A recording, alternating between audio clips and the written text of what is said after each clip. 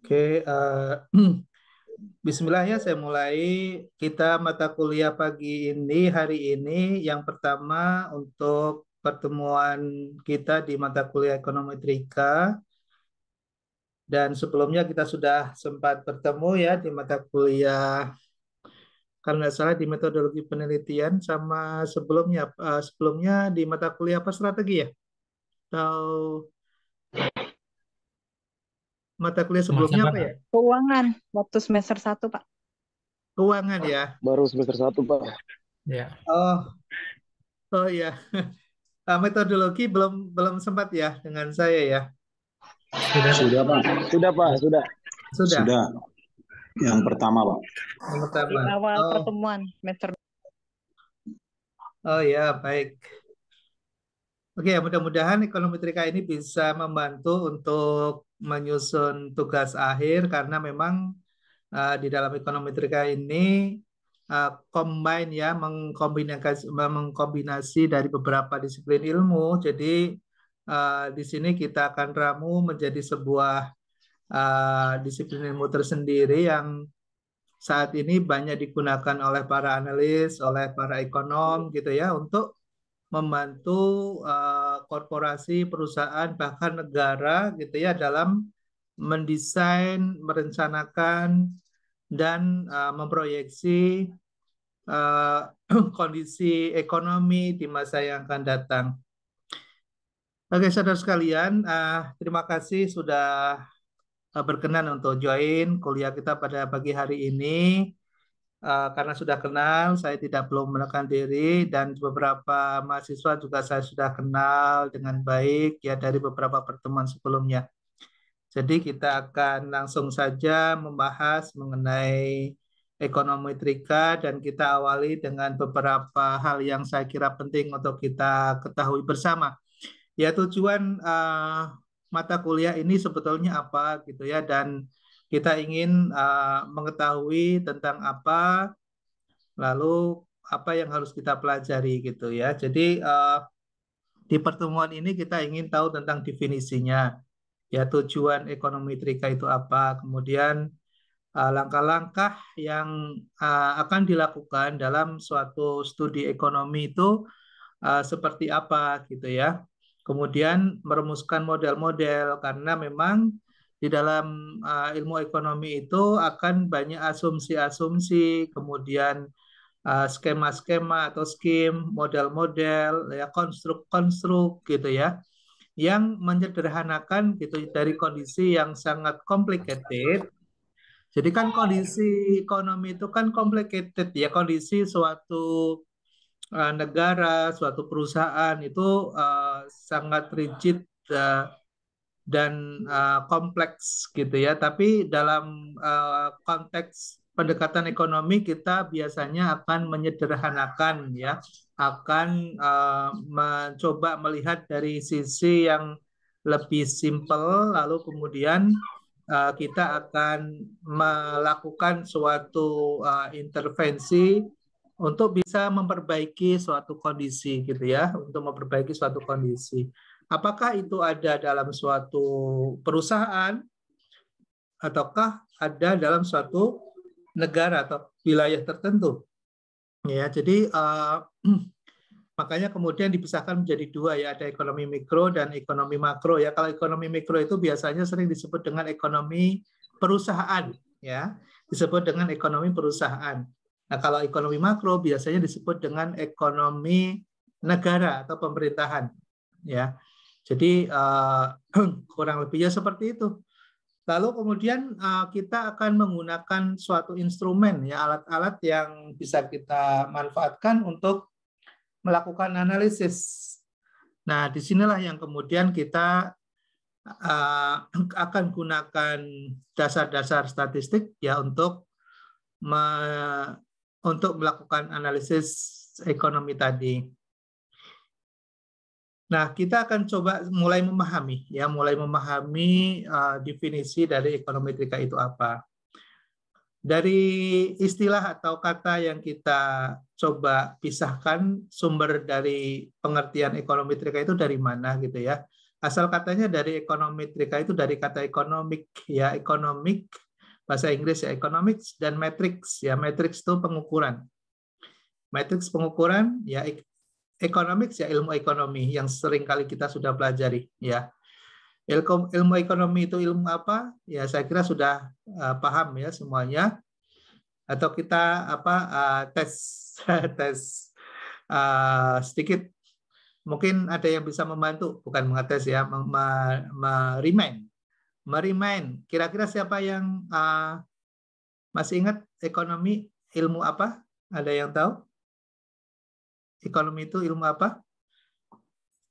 Ada yang tahu mungkin? Mas Yaya atau Mas Firman atau Mas Andri, Mbak Justina, Mbak Lina.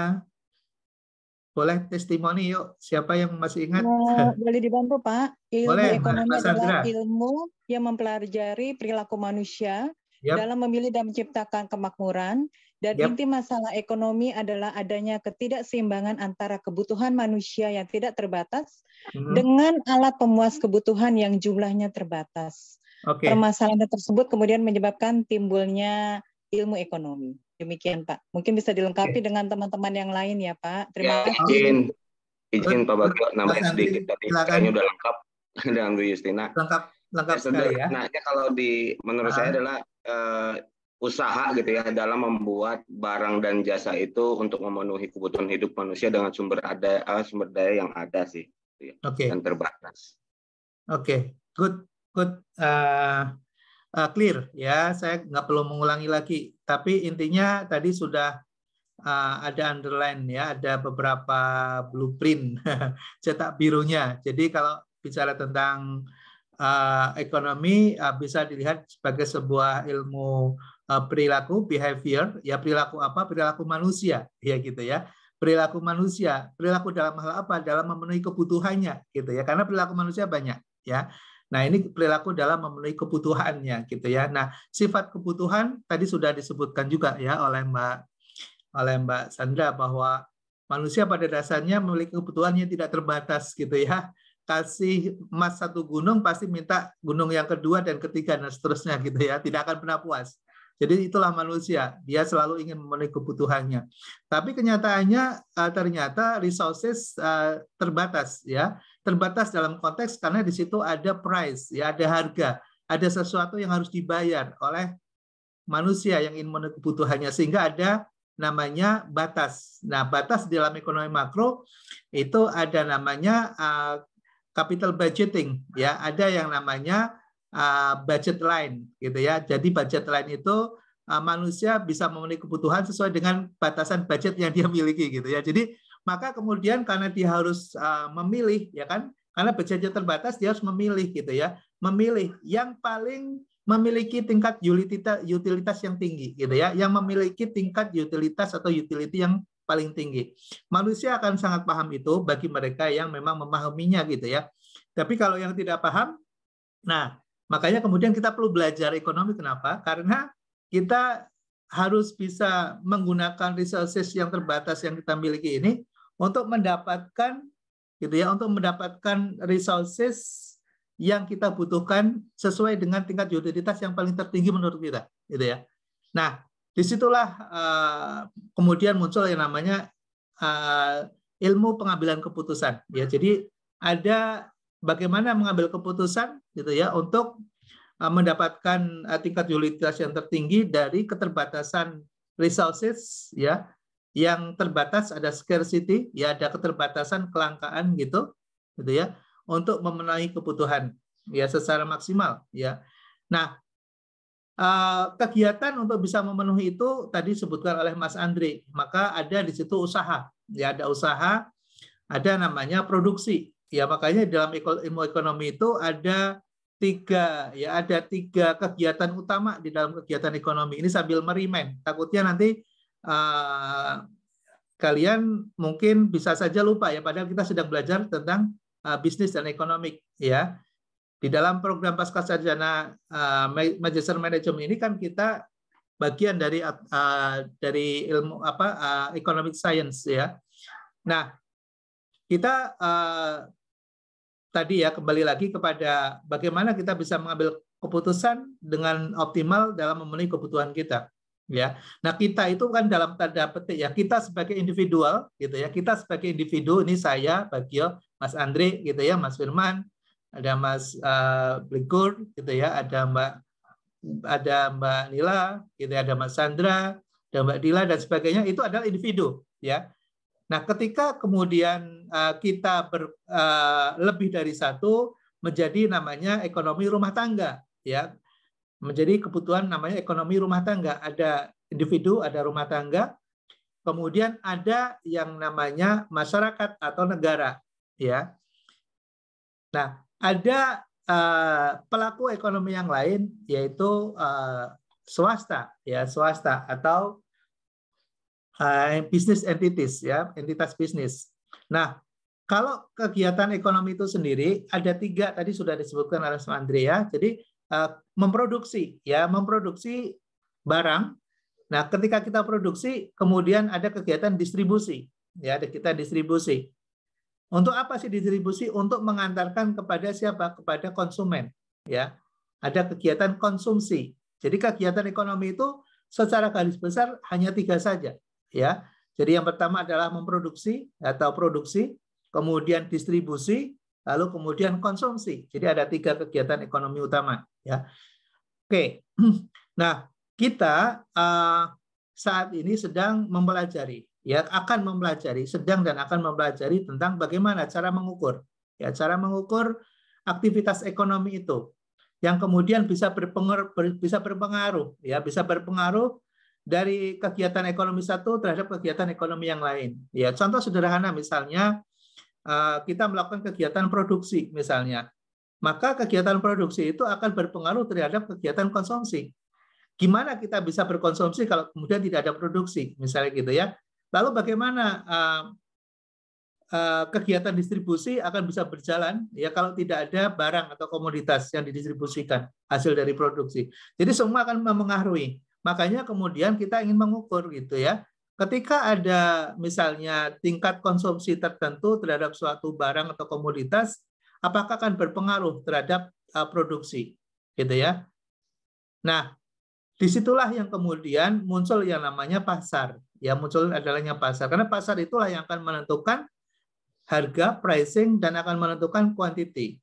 Dia akan menentukan bagaimana masyarakat bisa mengkonsumsi berbasis pada kemampuan daya belinya. Ya, kemampuan daya beli. Nah, kalau bicara tentang kemampuan daya beli atau tingkat konsumsi dalam bahasa ekonominya, itu akan dipengaruhi oleh 2 faktor utama, ya.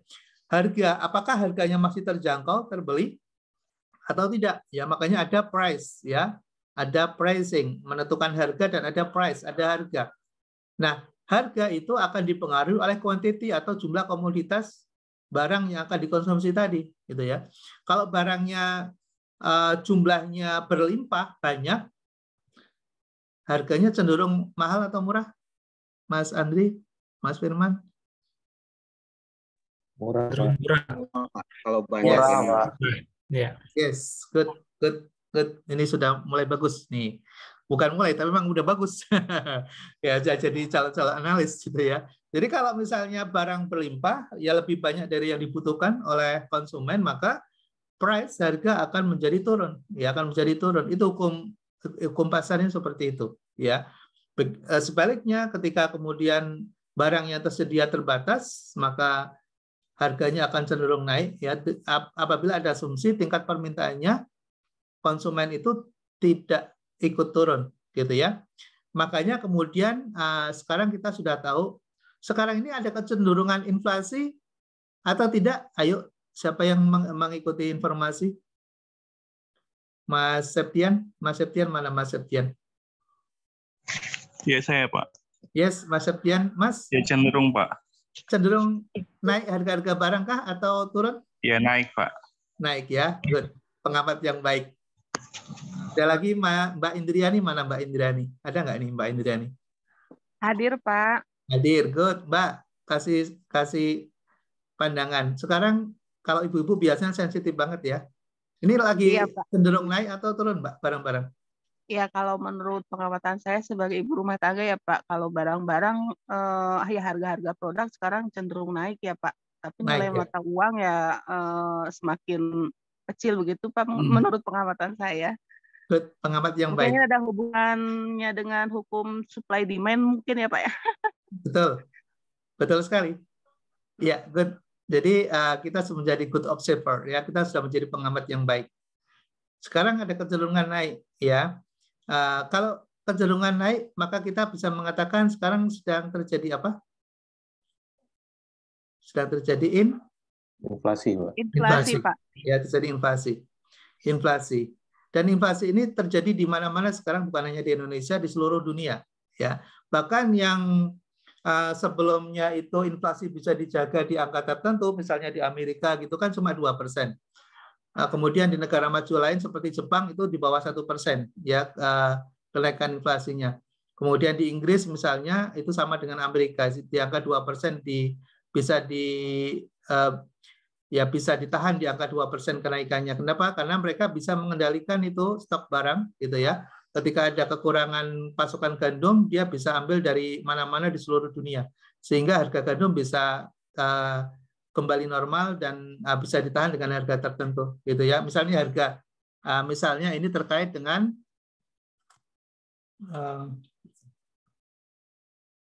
ada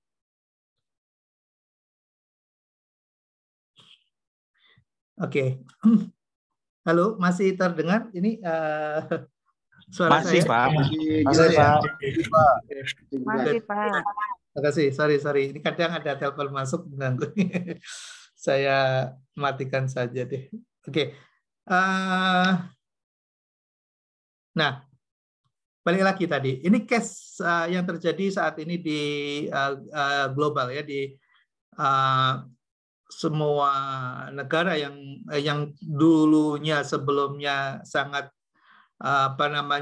powerful dalam mengendalikan ekonomi mereka, tapi sekarang ini jebol gitu ya. Turki itu bisa sampai 78 inflasinya, 78%. Amerika itu sudah jebol di angka 9%, ya dari 2% yang biasanya bisa dibendung. Lalu Inggris itu bisa sampai ke angka 18%. Kemudian Eropa gitu ya, Jerman itu lebih dari 40%. Jadi kenapa kemudian pemerintah kita mengatakan kita sedang menghadapi resesi di tahun 2023 tahun depan ini, ancaman resesi gitu. Karena pasokan komoditas dunia itu mengalami pelemahan yang luar biasa gitu ya, terutama kebutuhan bahan pokok yang terjadi di Amerika dan Eropa, yaitu gandum, pasokan gandum ya, karena Rusia, Ukraina dan sekitarnya yang merupakan pemasok gandum hampir 30% dunia itu terhenti gitu ya, sehingga itu yang menjadi pemicu utamanya. Kemudian pemicu yang kedua adalah harga minyak ya, yang kemudian menjadi naik cukup signifikan, lalu kemudian juga produk-produk komoditas utama lainnya ya yang menjadi bahan baku utama konsumen masyarakat dunia juga mengalami hal yang sama. Nah, itu yang kemudian menjadi pemicu dari munculnya krisis yang saat ini sedang berproses ke situ gitu. Oke ya, balik lagi ke kondisi ke kajian kita ini tentang ekonomi trika ya, tentang ekonomi trika. Kita tadi sudah mencoba untuk mengawali bagaimana sih bahwa ternyata dalam memenuhi kebutuhan manusia itu akan terbatasi oleh harga yang mampu dijangkau oleh masyarakat dan juga nanti akan berpengaruh terhadap aktivitas distribusinya gitu ya. Nah, distribusi barang itu akan cenderung selalu mengalir pada yang menguntungkan. Ya, makanya kegiatan misalnya ada pembatasan kuota gitu ya dalam perdagangan internasional, lalu kemudian adanya barriers ya terkait dengan biaya masuk cukai ya di masing-masing negara yang kemudian setiap negara ingin mencoba untuk membuka barriers itu tadi ya, halangan-halangan dalam lalu lintas perdagangan internasional karena untuk menjaga stabilitas harga. Ya, ketika ada negara yang kemudian melakukan pembatasan kuota baik terkait dengan ekspor maupun impor, maka secara pendekatan ilmu ekonomi makro itu akan berpengaruh terhadap harga. Contoh sederhana ya, misalnya katakanlah kemarin yang ramai terkait dengan produk CPO, harga minyak dunia, yang kita kemudian diberikan ancaman hukuman penalti ya dari masyarakat dunia ya, ketika dengan alasan lingkungan gitu, kemudian beberapa negara menghentikan import dari komoditas CPO kita gitu ya, karena kita yang mereka itu tadinya membatasi pada komoditas tertentu untuk negara tertentu, lalu kemudian kita menjual gitu ya, dengan negara-negara yang dianggap menurut beberapa negara superpower misalnya ya menjadi pemicu instabilitas harga misalnya. Lalu jadi dalam perdagangan internasional itu kan mestinya berlaku hukum tadi ya, tidak ada barriers, mestinya begitu, sehingga barang itu akan mengalir pada harga-harga di mana harga-harga itu akan yang terbaik gitu ya, yang terbaik yang bisa dikonsumsi oleh mereka yang bersedia untuk membayar dengan harga yang optimal, maka barang itu akan mengalir ke situ gitu ya. Tapi pada kondisi bagaimana menjaga keadilan gitu ya, keadilan dalam rangka untuk misalnya penurunan angka tingkat kemiskinan misalnya, maka itu menjadi sebuah tantangan tersendiri juga. Artinya kalau kemudian dibebaskan sebebas-bebasnya, maka dunia atau wilayah negara yang tidak memiliki kemampuan daya beli untuk mendapatkan komoditas pokoknya mereka juga akan menjadi terhalang ya kan. Kalau misalnya barang dan komoditas itu mengalir secara bebas, maka pasti akan mengalir pada mereka yang berani mengambil dengan harga terbaik ya, harga yang tertinggi, yang optimal. Itu hukum ekonomi seperti itu. Makanya kemudian ada sebuah regulasi kesepakatan ya, ada sebuah agreement, ada sebuah bikin letter of intent, membuat sebuah memorandum of understanding antar negara gitu ya, untuk membantu dalam pengaturan agar komoditas bisa secara adil menyebar pada negara-negara yang membutuhkan. Nah, dalam konteks ekonomi trika, balik lagi nanti habis nih waktunya kalau bicara tentang ekonomi ya. Tapi balik lagi nih ke ekonomi trika, kita sebetulnya mau ngapain gitu ya, mau ngapain, dan ini ekonomi trika bisa digunakan untuk apa gitu ya. Nah, inilah yang digunakan oleh para ekonom gitu ya, oleh para analis yang bergerak dalam bisnis gitu ya. Makanya kalau di perusahaan-perusahaan korporat itu seperti di perbankan ya, ada BRI, ada Mandiri, contohnya yang besar-besar, itu mereka punya ekonom yang bertugas untuk melakukan analisis terhadap tingkat kecenderungan ekonomi di masa yang akan datang, sehingga kebijakan-kebijakan yang dilakukan oleh korporasi itu mengarah pada arah yang benar ya. Misalnya kondisi di 2023 akan diprediksi akan terjadi resesi, maka apa yang harus dilakukan gitu ya.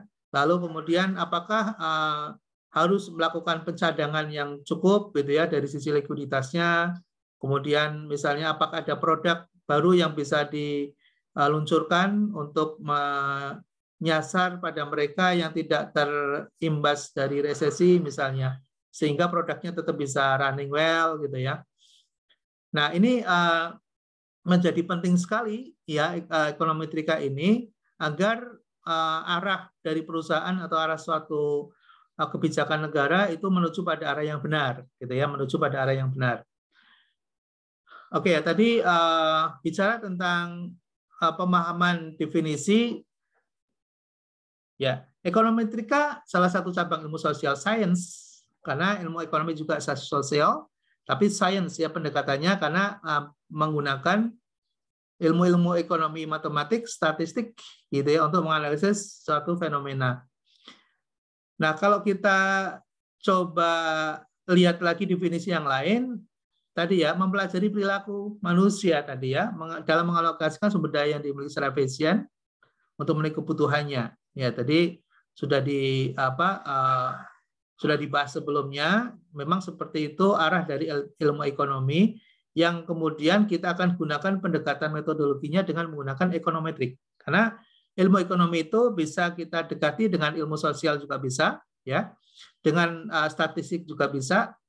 Nah, kalau gabungan dari ilmu ekonomi, statistik dan matematik, itulah yang kemudian diramu dalam mata kuliah ekonometrik, ya, ekonometrika. Oke ya, tadi teori ekonomi sudah dibahas, kemudian kenapa ada ekonometrika? Ya karena kita ingin mengukur, ya, ingin mengukur.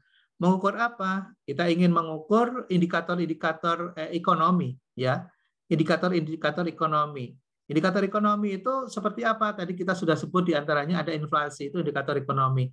Ketika ada harga-harga sedang mengalami kenaikan, terjadi inflasi, itu dampak dari apa? Kita udah bisa prediksi. Dan bagaimana kemudian mengendalikan agar inflasi tidak kemudian cenderung tidak bisa dikendalikan. Karena kalau inflasi tidak bisa dikendalikan, maka yang akan terjadi adalah stagflasi. Karena inflasi itu sebetulnya, oke, ada pertanyaan lagi, inflasi itu bagus nggak sih? Saya tanya ini sama ini sebelum saya jelaskan, biar kita tahu inflasi itu bagus apa enggak. Mbak Kiki ada nih, Mbak Kiki Marlia. Mbak Kiki mana Mbak Kiki? Sedang stay nggak di sini atau cuma ini doang, namanya doang nih Mbak? Oke ya, nggak stay. Ada Mas Fajar Alam. Mas Fajar Alam mana nih Mas Fajar? Lagi stay nggak di sini? Siapa? Oke, good.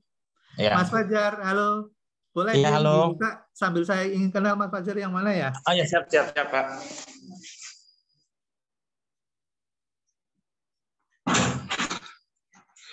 Ya Pak. Oke, kalau di tempat saya belum kelihatan nih Mas Fajar ya. Oke, sudah buka Pak. Udah, baju putih ya, baju putih ya. Ya, siap. Oke, Mas Fajar, tadi saya mau tanya, Mas, inflasi itu bagus nggak sih Mas? Inflasi? Kalau menurut saya, pendapat saya, inflasi itu seperti merefresh ya. Gimana? Seperti merefresh. Jadi iya. Jadi ada titik di mana kita kembali ke titik nol lagi gitu. Jadi seperti refresh. Menurut saya sih bagus. Kalau ada inflasi ya bagus. Ya. Bagus. Oke, good. Mas Fajar, makasih ini komennya. Ya sama-sama. Good. Saya mau cari pembanding. Ada Mbak Justina nih. Mbak Justina, masih aktif Mbak? Aktif Pak. Oke, Mbak Justina. Tadi Mas Fajar kasih pendapat bahwa inflasi itu bagus. Menurut Mbak Justina gimana? Bagus nggak? Kalau menurut saya, inflasi justru membawa keuntungan bagi pengusaha, Pak. Oke. Dan juga sebenarnya bagi karyawan-karyawan ya, kalau misalnya inflasinya itu tidak terlalu tinggi, maka memungkinkan bagi si pengusaha untuk bisa menaikkan gaji karyawan. Jadi kalau menurut saya inflasi itu kalau di masyarakat kan selalu dianggap negatif, padahal kalau kita melihat di dalam, karena itu kan sebagai penyesuaian ya Pak ya, sehingga terjadinya inflasi. Nah, kalau misalnya nggak ada inflasi, mungkin ekonomi akan stuck seperti itu. Nah, dengan adanya inflasi itu sebenarnya memberikan ruang gerak khususnya bagi pelaku ekonomi aktif supaya untuk membenahi bagi apa yang terjadi, permasalahan yang terjadi. Nah, keuntungannya itu tadi salah satunya Pak, dimungkinkan saja bagi seorang pengusaha atau dalam hal ini debitur untuk kemudian mendapatkan keuntungan dari inflasi tersebut, Pak. Demikian dari saya. Good. Bagus sekali, sudah bisa membuat analisis ya, Mas Justina. Terima kasih, thanks. Oke, satu lagi deh, biar ada pembanding ya. Dua orang tadi memiliki persepsi yang sama bahwa inflasi ya dalam konteks tertentu bagus gitu ya.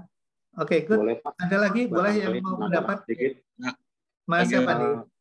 Mas Yaya. Silakan Mas Andri. Oh, Mas Andri, Mas Andri. Mas Andri ya. Kalau ya Pak, izin.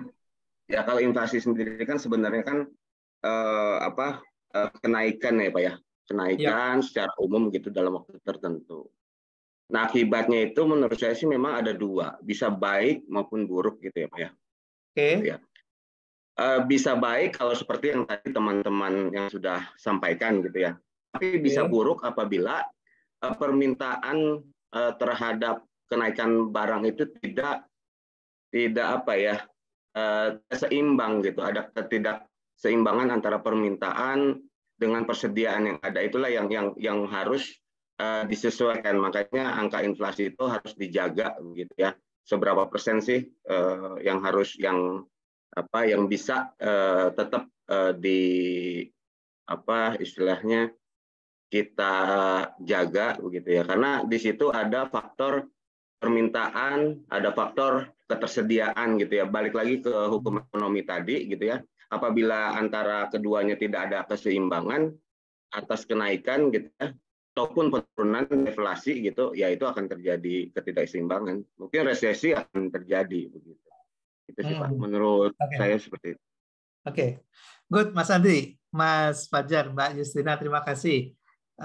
Saya kira kita sudah mulai memiliki pemahaman yang sama ya bahwa inflasi karena di situ bicara tentang adanya kenaikan harga, pasti itu dari perspektif produsen, dari perspektif produsen atau pemilik barang akan sangat menguntungkan ya, karena ketika ada kenaikan harga maka dia akan bisa mendapatkan selisih margin yang lebih baik gitu ya.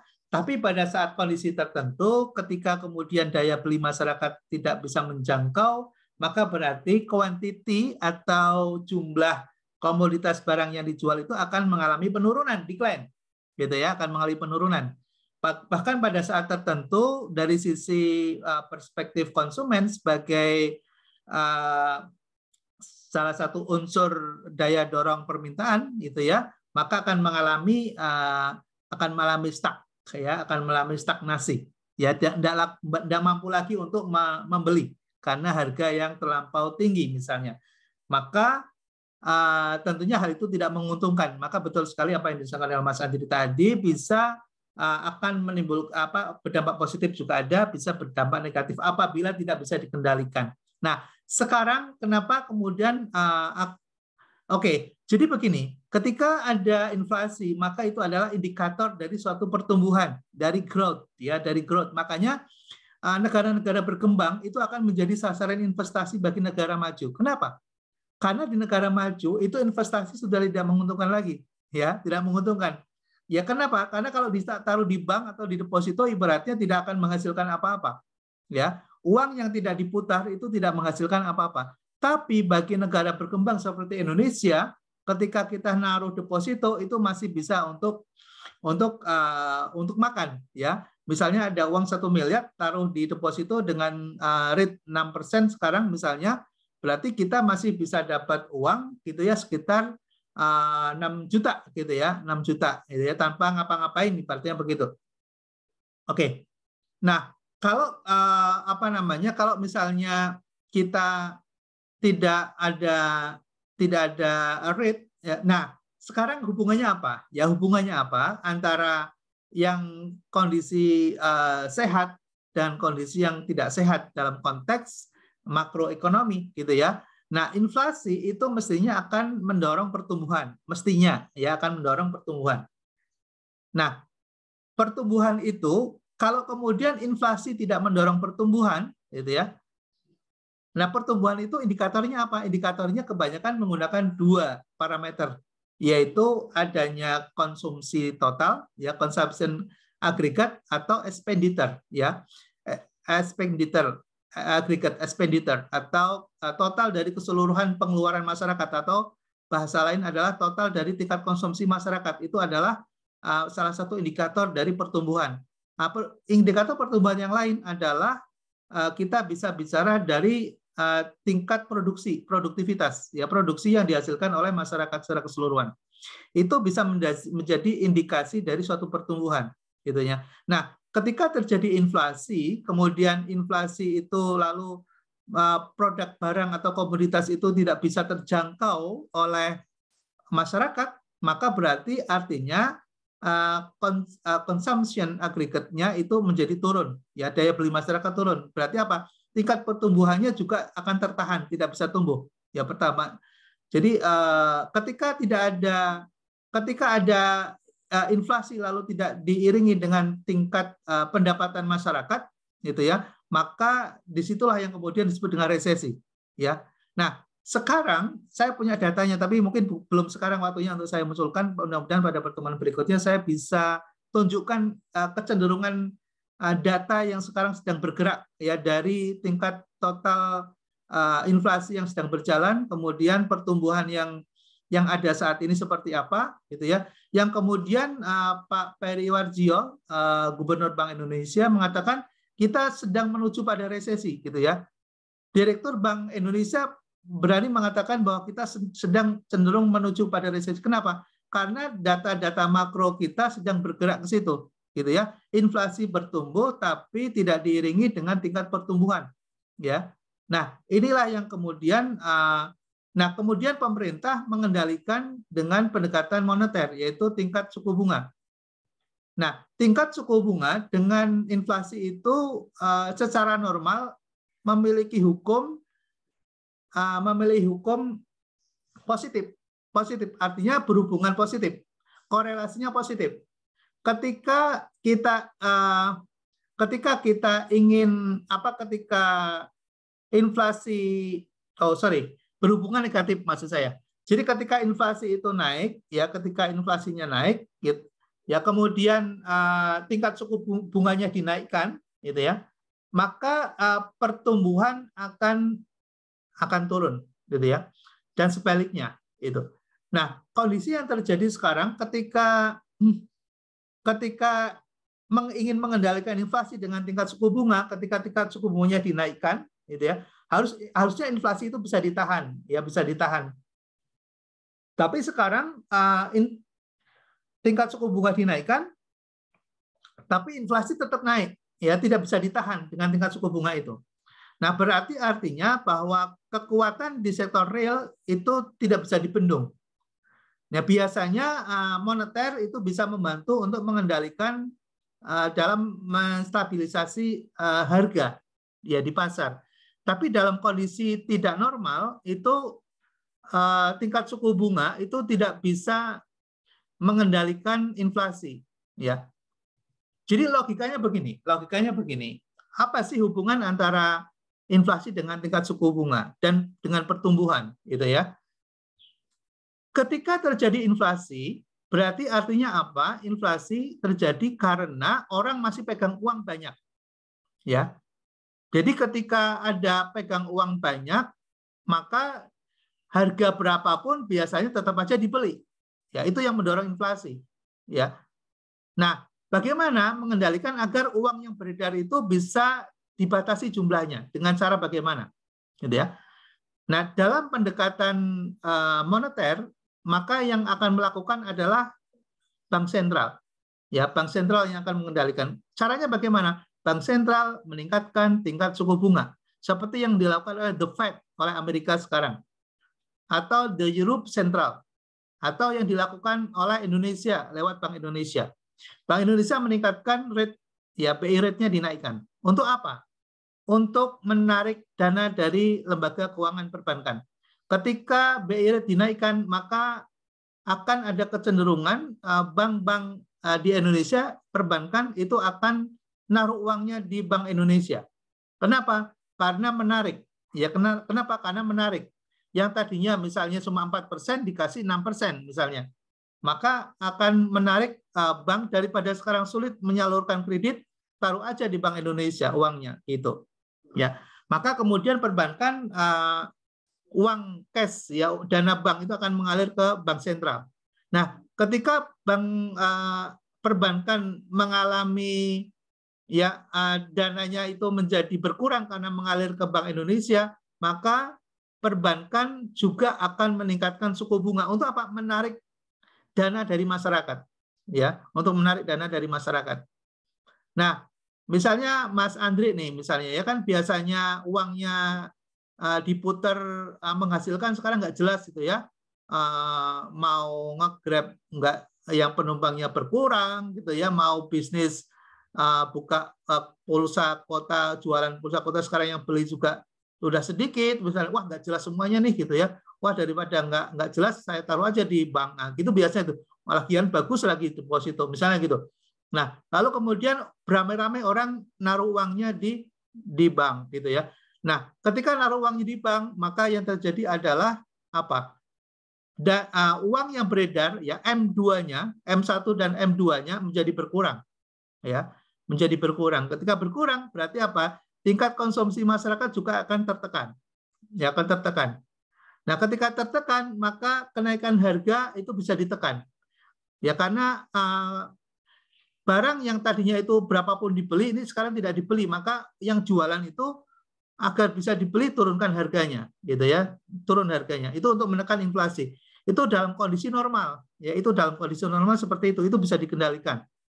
Tapi dalam kondisi yang tidak normal, ini yang sekarang terjadi, kenapa kemudian akan muncul resesi, karena ternyata tidak efektif apa yang dilakukan oleh BI dalam mengendalikan moneter, itu tidak efektif. Ya, kenapa? Karena yang terjadi bukan karena faktor moneternya, tapi yang terjadi karena pasokannya. Pasokan ya barang yang masuk ya selama ini secara normal tidak normal. Misalnya pasokan gandum, pasokan beras, pasokan daging, dari luar negeri itu terhambat masuk ke Indonesia. Ya, sehingga barang-barang yang beredar di Indonesia itu menjadi sedikit, ya. Barangnya itu terbatas yang beredar. Nah, karena terbatas maka harganya jadi naik gitu. Jadi ketika kemudian instrumen moneter digunakan tidak efektif lagi, ya, karena bukan karena kondisi orang itu tidak mau beli karena tidak punya uang gitu ya. Ada uangnya tapi nggak ada barangnya gitu ya. Ada uangnya tapi tidak ada barangnya. Itu yang terjadi di Indonesia sehingga harganya menjadi naik ya. Oke. Kita balik lagi ke ekonometrik dulu ya. Nah, ada tiga disiplin ilmu yang kita akan pelajari ya. Teori ekonomi, model matematis, dan statistik ya. Model matematis. Jadi ini mau tidak mau ya, mungkinnya ada yang tidak suka, mudah-mudahan bisa suka gitu ya dengan matematik, karena memang ekonomi akan selalu didekati dengan matematik dan statistik. Oke ya, ini contoh model matematik, misalnya Y sama dengan beta 0 plus beta 1 kali X. Ini suatu persamaan di mana beta 1 lebih kecil dari 0. Ini suatu persamaan. Ya, kalau kemudian kita terjemahkan, ini contoh ya model matematis, bahwa Y itu adalah permintaan barang. Permintaan barang itu dipengaruhi dengan apa? Dengan harga X ya, dengan harga. Tadi kita sudah bicara panjang lebar gitu ya, bahwa permintaan terhadap satu barang dipengaruhi oleh harga. Kalau harganya makin naik, maka ada kecenderungan permintaan akan turun terhadap barang itu. Ya. Nah, B1 adalah estimasi dari parameter atau koefisien di mana berapa besar pengaruhnya permintaan barang ini terhadap harga ini terhadap permintaannya. Ya, ini adalah koefisien. Nah, angka yang ada di depan ini, di depan X ini akan menunjukkan besaran dari dampak ya dampak yang akan terjadi pada permintaan. Jadi misalnya ini ada angka misalnya 0,5 misalnya 0,5 X misalnya, maka kita akan bisa menerjemahkan bahwa setiap kali ada perubahan satu satuan harga ya terhadap komoditas X ya, terhadap komoditas X, permintaan X ini akan berpengaruh terhadap permintaan X sebesar 0,5 gitu ya. Jadi kalau misalnya tadinya harganya 1.000 gitu ya, harganya 1.000 kemudian naik gitu ya menjadi katakanlah 1.100 misalnya, maka permintaan akan turun sebesar 0,5 gitu ya. 0,5 dari kuantiti yang ada saat itu. Gitu. Setengahnya gitu ya. Jadi tadinya belinya 2 misalnya, akhirnya belinya cuma 1 ya karena harganya naik sebesar 1 satuan. Nah, model matematik seperti ini akan membantu bagi para ekonom, ya bagi para analis untuk mengetahui sejauh mana elastisitas dari suatu hubungan antara satu variabel dengan variabel yang lain. Ya, oke. Nah, statistik itu nanti akan mengukur, ya statistik akan mengukur, akan mengetahui apakah hubungan tersebut signifikan atau tidak, misalnya, ya. Apakah hubungannya signifikan atau tidak? Nah, itu bisa diketahui ya dari analisis statistik ini. Oke, jadi intinya adalah bahwa dalam ekonomi metrika ini kita akan menggunakan 3 domain keilmuan, yaitu ekonomi, matematika, dan statistik. Nah, metodologinya ini bagaimana sih pendekatan yang dilakukan dan cara kerja dari ekonomi metrika ini? Ya, cara kerja dari ekonomi metrika ini seperti apa? Ya. Nah, karena hubungan-hubungan antara variabel makro di dalam ekonomi itu sebetulnya sudah banyak yang melakukan penelitian, sudah diteliti. Ya, misalnya hubungan antara harga, misalnya dengan jumlah permintaan barang berhubungan negatif, misalnya, ya berhubungan negatif. Maka itu sudah menjadi formulasi atau teori ekonomi. Ya, jadi kalau hubungan negatif itu apa? Kalau harganya naik, maka permintaannya turun. Itu namanya hubungan negatif, gitu ya, berlawanan. Gitu ya. Nah, sebaliknya dalam hukum penawaran itu terjadi namanya hubungan positif, ya, hubungan positif. Jadi kalau ada harga naik, maka penawaran akan naik. Ya, itu namanya hubungan positif. Itu teori yang sudah yang sudah teruji, gitu, yang sudah teruji. Jadi tidak perlu diuji kembali, tapi kalau ingin membuktikan boleh, ya kalau ingin membuktikan boleh. Nah, mungkin ada pertanyaan untuk mengetahui ini barang ini elastis atau tidak, itu ya, barang ini barang normal atau tidak. Karena kalau barang normal itu akan berhubungan seperti itu, ya akan berhubungan seperti itu. Ketika ada permintaan, ketika ada harga yang naik, maka permintaan akan turun. Itu namanya berlaku pada komoditas produk-produk normal, gitu ya. Ada produk yang tidak normal, ada produk yang tidak normal. Makanya kemudian kalau misalnya ada mahasiswa yang ingin meneliti, ini produknya normal atau tidak? Ya, produknya normal atau tidak? Kalau kemudian hasil penelitian misalnya membuktikan bahwa ketika harganya dinaikkan, kok justru permintaannya naik, misalnya ya.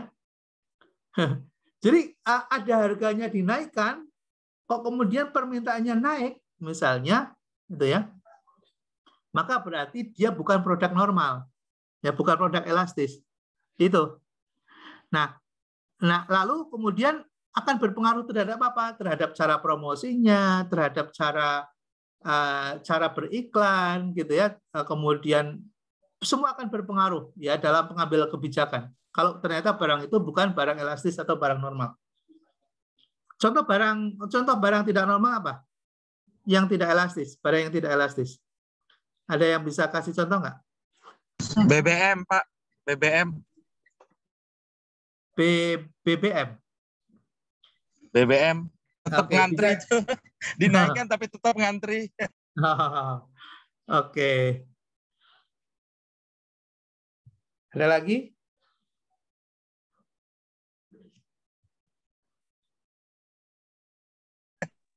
Internet, Pak. Internet.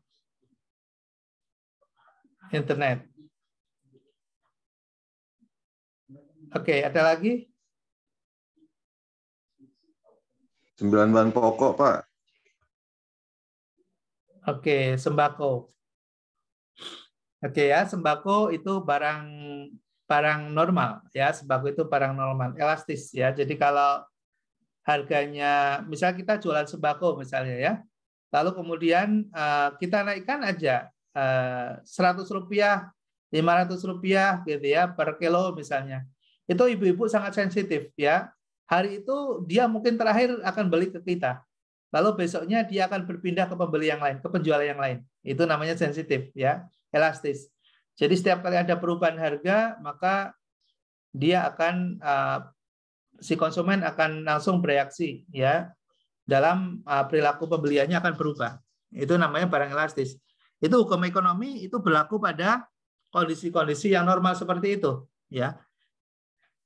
Nah, kalau kita ingin mengetahui suatu komoditas itu normal atau tidak normal, ya, ketika kita menaikkan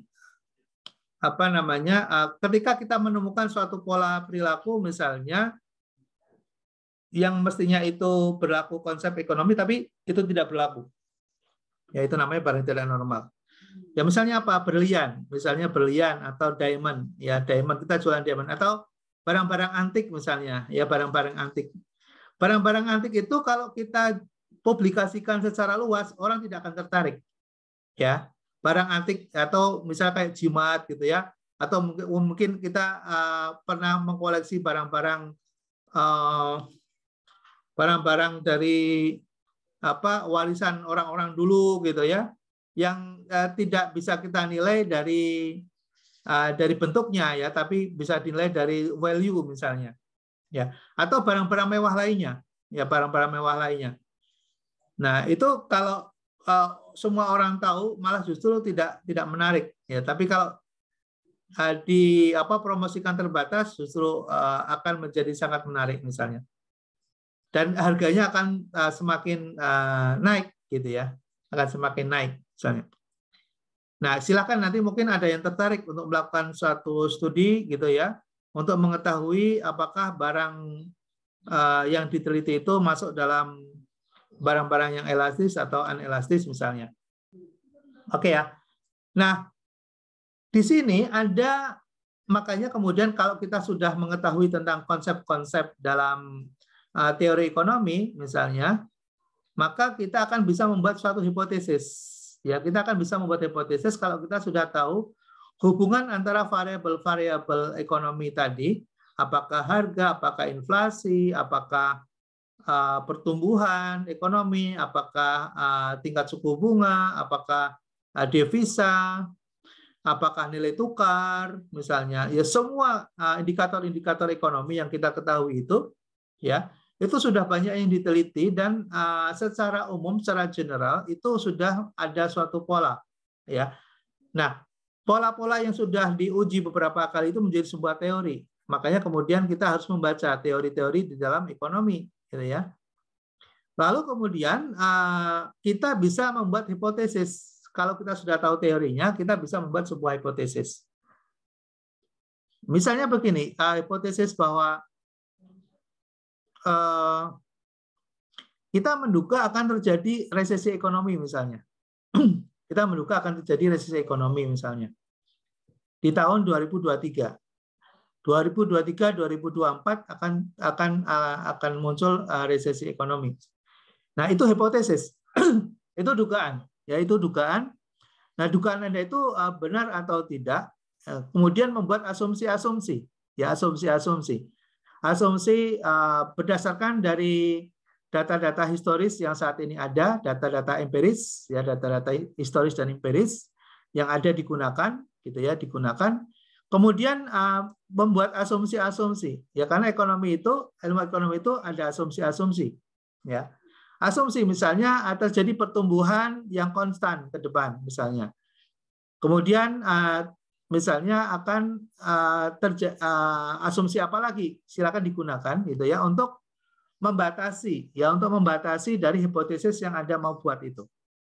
Ya, bikin hipotesis atas suatu fenomena ekonomi tertentu, gitu ya, yang Anda ingin studi, yang Anda ingin pelajari, yang Anda ingin teliti itu, ya baru kemudian bikin suatu model hubungan, ya suatu model atau hubungan antara variabel-variabel tadi seperti apa? Misalnya antara yang kita ingin teliti apa sih? Misalnya pertumbuhan ekonomi. Pertumbuhan ekonomi itu dipengaruhi oleh inflasi, dipengaruhi oleh tingkat suku bunga, dipengaruhi oleh cadangan devisa kita, dipengaruhi oleh nilai tukar rupiah terhadap mata uang asing, misalnya. Nah, lalu kemudian bentuknya seperti apa? Nah, itulah dibuat model. Ya, modelnya seperti apa? Nah, model itulah yang nanti akan diuji. Nah, model itu ada dua, model konstruk dengan model matematik, ya. Model matematik. Jadi kita buat persamaannya. Kita harus buat persamaannya. Karena persamaan itu nantinya akan diuji. Ya, persamaan itu nanti akan diuji. Nah, persamaan matematik itu yang nanti akan diuji. Dengan apa mengujinya? Dengan statistik. Ya, jadi persamaan matematik kita buat, kemudian kita akan uji dengan statistik. Ya, makanya kemudian ada estimasi model dan uji hipotesis. Kita akan uji. Kita bisa menguji kalau kemudian kita sudah punya data. Ya, sebelah kanan ini ada data. Jadi kalau datanya sudah kita kumpulkan, ya kemudian kita proses, kita analisis, ya kita bahas, maka kita akan bisa menguji apakah hipotesis kita itu benar atau tidak. Ya. Nah, nanti kita akan bisa untuk melakukan tes terhadap hipotesis kita. Ya, kalau kemudian hipotesisnya sesuai, maka berarti prediksi kita benar. Ya, yes, ya prediksinya benar. Kalau kemudian salah, kita bisa mencoba kembali lakukan spesifikasi model. Mungkin model kita masih belum benar, ya, sehingga kita harus menguji kembali, kita mengulang kembali. Ya, tarik lagi ke atas lagi. Ya, kemudian kita uji lagi, gitu ya. Oke ya, jadi ketika nanti hasilnya adalah kita akan punya angka-angka prediktor, ya angka-angka prediktor. Jadi misalnya tingkat pertumbuhan kita di 2023 berapa persen sih dengan adanya inflasi yang sekarang sedang berjalan sekian, asumsinya, gitu ya. Kemudian nilai tukar sekian, BI rate-nya sekian, gitu. Maka akan muncul pertumbuhan berapa di tahun 2023. Nah, kalau pertumbuhan dengan inflasi itu kan dalam kondisi normal itu kan berhubungan positif, ya. Kalau ada inflasi muncul maka akan ada pertumbuhan, gitu ya. Tapi ternyata ketika ada inflasi tidak ada pertumbuhan, pertumbuhannya minus atau pertumbuhannya kecil misalnya. Oh, berarti ini mau cenderung kepada inflasi. Ya lalu kemudian diuji, benar nggak? Ya, diuji tingkat signifikansi hubungannya variabel tadi itu seberapa besar. Nah, itu bisa diuji dengan menggunakan statistik. Ya. Oke ya, jadi nanti kita bisa menggunakan 3 pendekatan. Ya, persamaan matematik, ya, kemudian statistik, ya, kemudian yang ketiga kita bisa menggunakan suatu diagram untuk membantu menjelaskan. Diagram atau grafik yang kita bisa gunakan untuk menjelaskan. Oke, saya kira demikian ya untuk pengantar. Nanti metodologi kita, ini jam berapa sekarang? Jam 10, oh masih ada waktu. Ya kita lanjutkan, kita break 15 menit ya. Silakan kalau ada yang ahli hisab, hisab dulu. Merokok silakan. Yang tidak pernah merokok jangan coba-coba merokok. Silakan kalau mau break, mau ngopi-ngopi dulu biar makin melek. Ini pagi-pagi di Pekalongan, saya lagi Pekalongan nih mendung dari kemarin hujan. Nggak tahu di Depok hujan kan nih, di Bogor, di Bekasi. Bekasi hujan, Pak. Hujan, Pak. Depok, Pak. Sama. Jogja hujan. Ambon hujan, Pak. Ambon hujan juga. Waduh, ini Indonesia kayaknya nih kondisinya lagi redup. Lagi mendung hujan. Sama Jakarta nih. Hujan juga, Pak. Oh, Jakarta hujan juga ya. Hujan. Ya. Saya lihat ke arah barat memang gelap. Sampai ke ujung pandang mata ini gelap semua nih. Oke, makasih. Bapak mohon maaf. Iya, Bapak silakan. mohon maaf. Mbak Idri. Mohon maaf izin mau bertanya. Ya. Saya kan waktu di S1 kan memang pernah belajar hukum supply dan demand ya Pak ya. Iya. Kemudian saya tidak mengenal juga adanya asumsi ceteris paribus Pak. Mohon dijelaskan mengenai asumsi paribus ini apakah bisa juga digunakan untuk analisis ekonomi, dan kemudian saya belum benar-benar memahami apa itu asumsi ceteris paribus. Apakah ada hubungannya dengan inflasi ini Pak? Terima kasih Pak. Ya, makasih Mbak Indri. Ya mungkin kalau kita sudah pernah belajar ilmu ekonomi di S1, kita akan banyak mengenal beberapa istilah ya, diantaranya adalah ceteris paribus gitu ya. Ceteris paribus itu apa sih? Asumsi itu sebetulnya. Asumsi apa? Asumsi variabel-variabel yang lain itu tetap ya, tidak berubah. Itu namanya ceteris paribus. Jadi misalnya begini, kita menganalisa misalnya hubungan misalnya antara inflasi, tingkat suku bunga dengan tingkat pertumbuhan misalnya ya. Oke. Baru bangun Mbak nih. Mas Rizky. Sebentar ya. Anu dulu ya, di silent dulu. Baru bangun beneran, gue baru ngidupin HP gue aja baru berapa persen nih. Halo. Ya. Halo. Ya, mau janjian di mana? Halo. Oke. Oke, sorry ya. Mungkin nanti kita jelaskan ya. Saya close dulu. Saya nggak bisa mute nih. Suara saya nggak kedengaran mungkin ya. Baik Pak, nanti dilanjut saja Pak. Oke ya, mungkin dipikir kita sedang break ya. Mbak Indri, nanti kita lanjut pertemuan yang kedua. Baik Pak, terima kasih. Oke, thank you very much. Terima kasih. Ya, terima kasih. Terima kasih. Gue kalau naik tuh suka nyasar coy. Makasih. Ya, nyasar.